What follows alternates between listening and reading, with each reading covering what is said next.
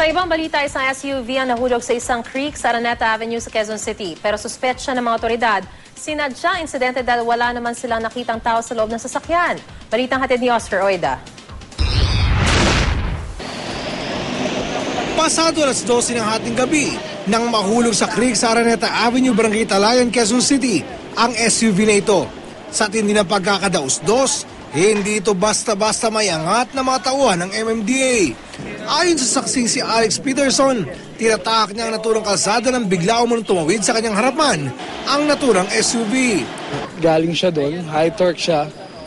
Nagminor na ako, talagang bilis na pag tumalon.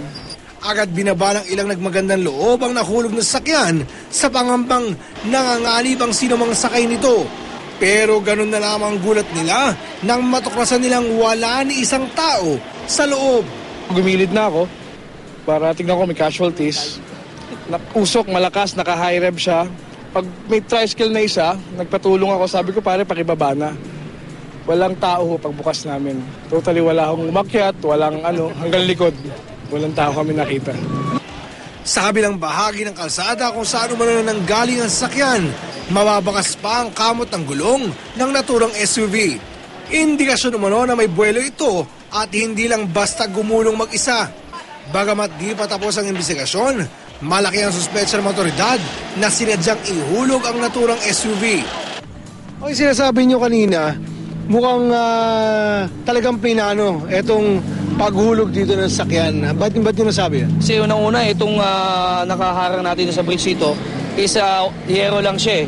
Talaga alam niyang hero. Samantalang doon kasi, isa solidong bato kasi yun, yung nasa dulo. Okay, so talagang sinempo Niya dito kumaga na hero, yung kaya sirain talaga ng sakyan.